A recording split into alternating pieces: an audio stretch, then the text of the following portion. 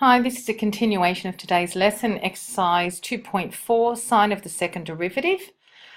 This is question 3. First question, prove that this curve, y equals 8 minus 6x minus 4x squared, is always concave down. So if we're being asked about concavity, we need to do the second derivative. So we've got that y equals 8 minus 6x minus 4x squared.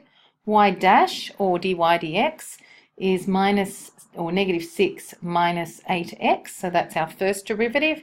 We're not being asked about stationary points, so we don't need to put first derivative equal to 0. We're now going to do the second derivative, so y double dash is negative 8. Now, because we get 0 minus 8, which is negative 8. Now, negative 8 is a constant, so the second derivative is always negative 8. So we can say y double dash equals negative 8, which is less than 0 for all x. Now, that means that this curve is always concave down. Now, if we just look at this in a common sense way, if I sketch that curve, that's just a concave down parabola with a y-intercept of 8.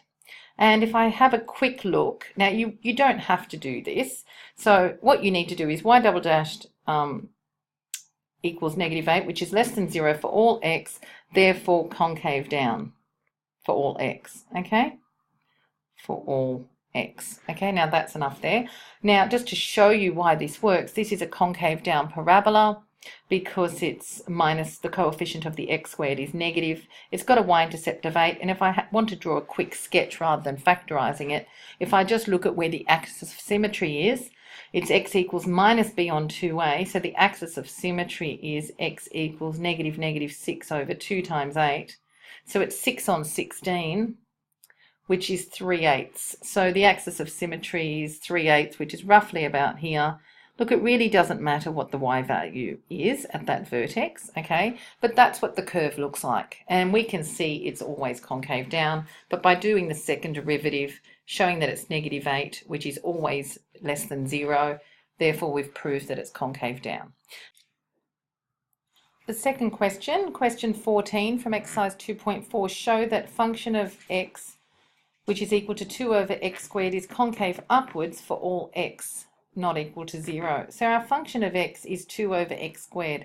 Now we cannot differentiate it in that format, so we need to write that 2 over x squared as an x power on the numerator, so it will be 2 times x to the power of negative 2. So now I can differentiate that. So negative 2 times 4 is negative 4x, and drop this power here by 1 to the minus 3. And that's the first derivative. Now we keep going because first derivative tells me about stationary points. I'm just trying to show here that this curve is always concave upwards. So now we do the second derivative. So negative 4 times negative 3 is positive 12, and x times x to the power of negative 4. And rewriting that, we've got that the second derivative is 12 over x to the power of 4. Now, the question says to show that this function is concave upwards for all x, provided that x is not equal to 0. So we know that for concave upwards, that the second derivative is greater than 0. Sorry, that's just coming off screen. Now, if we look at this, f double dashed x is equal to 12 on x to the power of 4. Now, we know that that will always be greater than 0 for all x not equal to 0, since x to the power of 4 is positive for all x not equal to 0, because it's an even power. So, for example, negative 2 to the power of 4 is still a positive. 2 to the power of 4 is a positive. So if this was an odd power, but if it was x to the power of 3, sometimes it would be negative, sometimes it would be positive.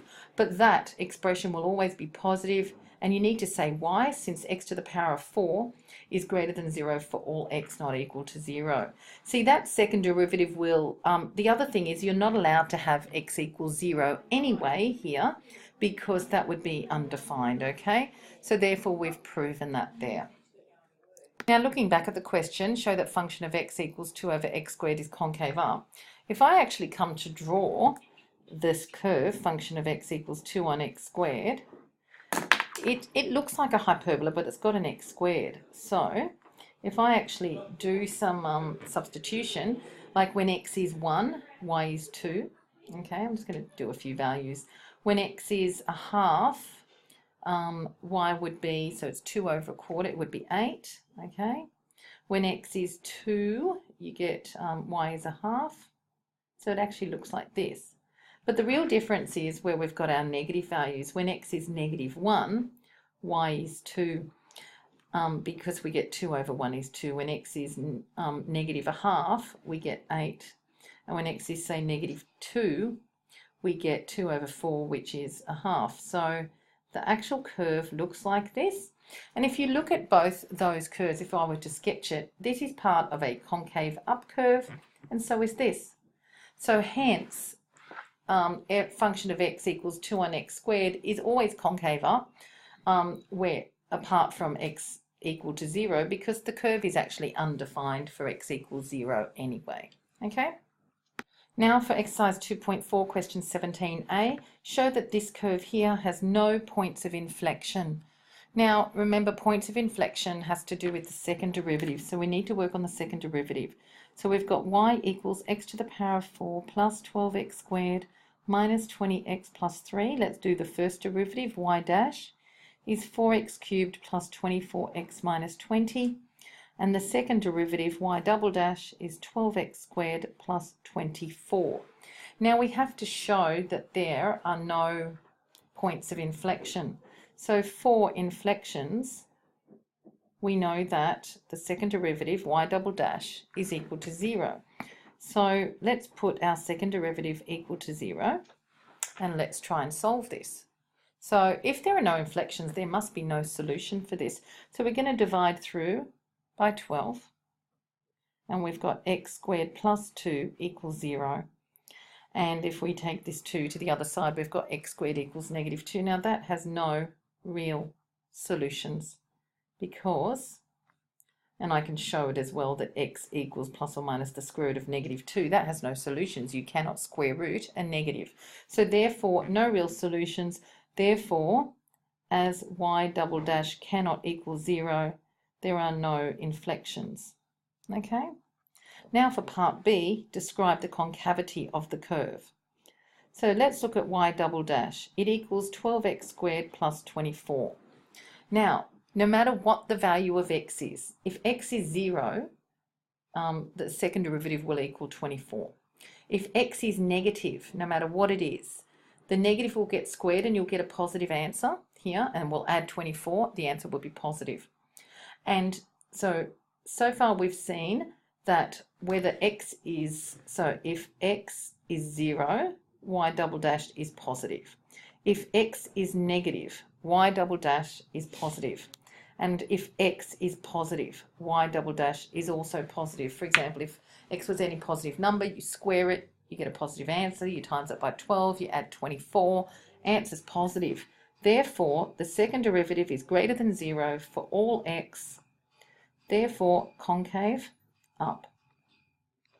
Therefore, your curve is concave up for all x. Okay? And that's that question. So because it's got no inflections, the curve must look like this to be concave up for all x. So I could actually sketch it on Desmos so that you can have a look. I might just do that now. So I'm just going to pause. Gone to Desmos, and I've done a quick sketch of the curve y equals x to the power of 4 plus 12x squared minus 20x plus 3. And you can see that it is just looks like a parabola, but it's a very steep one because it's x to the power of 4.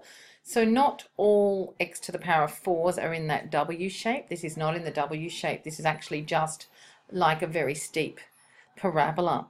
So that's why there are no inflections. If it was in that W shape, there would be inflections, there would be parts that were concave up and concave down, but this is all concave up, okay? Going back to that question, that's actually question 16, so sorry about that, okay? Okay, now for question 18, evaluate P if function of x equals x to the power of 4 minus 6px squared minus 20x plus 11 has a point of inflection at x equals -2. Again, we need the second derivative. Let's just start with the first derivative. So let's just start writing out the function actually. We got x to the 4 minus 6px squared minus 20x plus 11. The first derivative is 4x cubed minus 12px minus 20, and the second derivative is 12x squared minus 12p. Now we know for inflections, so we've got that f double dashed x equals 0, so we've definitely got an inflection when x equals 2, when x equals negative 2, sorry. So f double dashed x equals 0 when x equals negative 2, reason because we have an inflection at x equals negative 2. So therefore we're going to substitute in negative 2. So we've got, and that f double dashed x equals 0, so therefore 0 equals 12 times negative 2 squared minus 2p, and so 12 times 4 is 48, minus 2p is 0, so therefore 2p will be 48, or p is 24. So therefore we've found the value of p if there is an inflection at x equals negative 2. On question 15, for this function of x equals 3x to the power of 5 minus 10x cubed plus 7, part A, find any points of inflection, and then part B, we need to see which of those points of inflection are actually horizontal points of inflection. So we know that for inflections, we need to find the second derivative. So let's just write down our function. It's function of x equals 3x to the power of 5 minus 10x cubed plus 7. The first derivative is 15x to the power of 4 minus 30x squared, and the second derivative is 60x to the power of 3 minus 60x. Now, for inflections, we know that the second derivative is equal to 0. So we put our second derivative equal to 0, so 60x cubed minus 60x equals 0. Dividing through by 60, we get x cubed minus x equals 0. You do not divide through by x or anything like that because you will lose a solution. You can only divide through by a number. So now we can factorize this, and we've got x bracket x squared minus 1 equals 0. Factorizing this, because we have a difference of 2 squares, because that's x squared minus 1 squared, we've got x times x minus 1 times x plus 1 is 0. Therefore, we've got 3 inflections, or possible ones. X is 0, x is 1, and x is negative 1. So we need to know what the points of inflection are. So we can see the original function. So let's work out what these points are. So when x is 0, function of x or y is 7. So there's one possible point of inflection. When x is 1, function of x is 3 minus 10 plus 1. So plus 7. 3 minus 10 is negative 7 plus 7 is 0. So that's our second possible inflection. And when x is negative 1, function of x, so we've got negative 3. It'll be minus 10 times negative 1. So it'll be negative 3 plus 10 is 7, plus 7 is 14. So these are our inflections. Now, or supposed ones.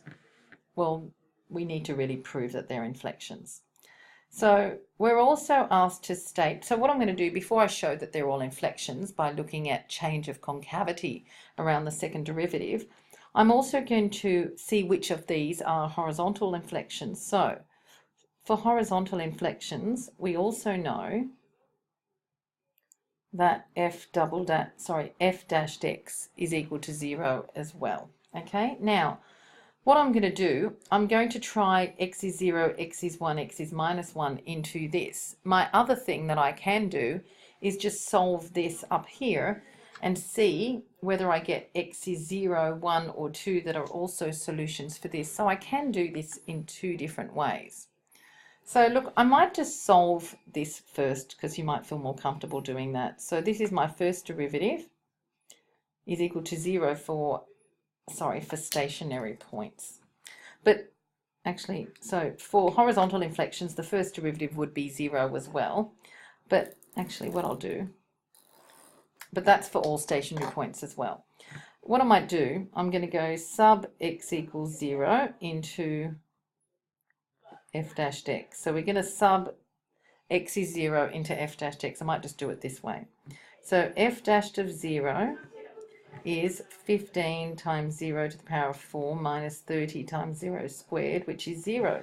So, therefore, when x is 0, f dashed 0 is 0, so, or f dashed x is 0, and f double dashed x is also 0.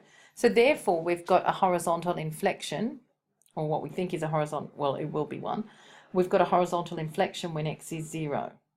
So therefore, there's a horizontal inflection at x, so at the point 0, 7. Okay, let's look at our other points when x is 1. Okay, now I've got to check for concavity with that too in a minute. So let's look when x is 1. So when x is 1, f dashed x, we've got to see what that is. So f dashed of 1 is, now looking at our f dashed x formula, it's 15x to the 4 minus 30x squared. So we've got 15 times 1 to the power of 4 minus 30 times 1 squared. That equals negative 15. That does not equal 0. So it's not equal to 0.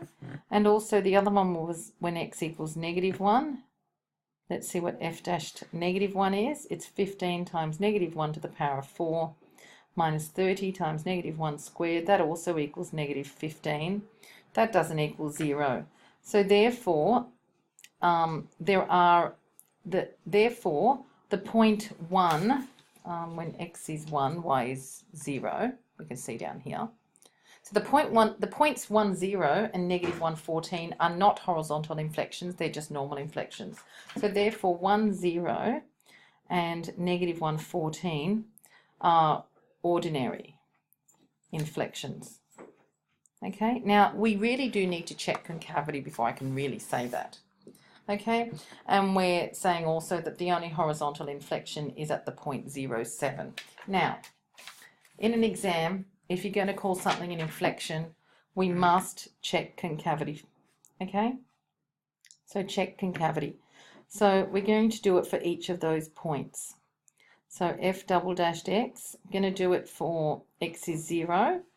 Now, we're also going to do it for x, because we've got 3 inflections, one at 0, one at 1, and one at negative 1.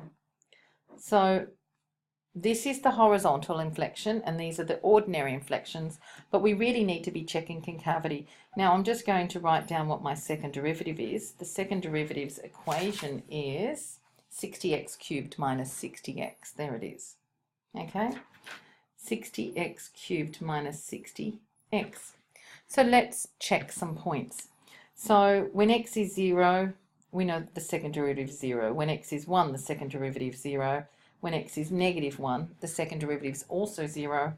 But we need to check, let's say 0.1, or it doesn't matter, 0.5 will do. I'll go 0.1 minus 0.1. Okay, on either side of that, 0.9 and, sorry, wrong way, 0.9, 1.1, and over here, negative 1.1, negative 0.9. Okay, so we need to check that concavity changes. So we're going to check that concavity changes around each of those 3 points that we think are inflections. So we're going to have to get your calculator out, and you're going to have to do 60 times negative 0.1 cubed minus 60 times 0.1. Okay? Oh, sorry, times negative 0.1. I'm just going to pause the video and you can work them all out. So you're going to put all these values into this equation and work out whether you've got concavity changes. Each of these I've got positive, then 0. So I've got concave up, 0, and concave down. Therefore we have a change in concavity there. Here as well I've got negative concavity, positive, and 0. So therefore as well here change in concavity, and here I'm going negative, 0, positive, also a change in concavity. Therefore all of those 3 points, therefore we have an inflection, and this one actually is the horizontal inflection when x is 0, so at 0, 7 I think it was. So yeah, horizontal inflection at 0, 7. Therefore, we've got an inflection here at this one at, I think it was 1, 0, I think, at 1, 0.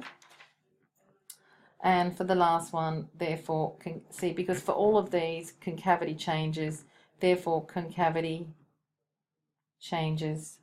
Also this one, concavity changes, therefore inflection at -1, I think it was 14. So we've got 3 inflections. One of them is also a horizontal inflection, which is 0, 7, but the other 2 would be normal inflections. So what I want to do, I'm going to draw this curve up in Desmos as well so that you can see the horizontal inflection and the ordinary inflections. So I'm going to go into Desmos and sketch this function here. So if I actually just try and do it here, I know the y-intercept 7. I will go into Desmos in a minute. So at 0, 7, I have a horizontal inflection. So here, horizontal inflection. At 1, 0, I have an ordinary inflection, and at -1, 14, up here somewhere, oops, I'm off the screen, there is another inflection. It's going to be a very weird shape.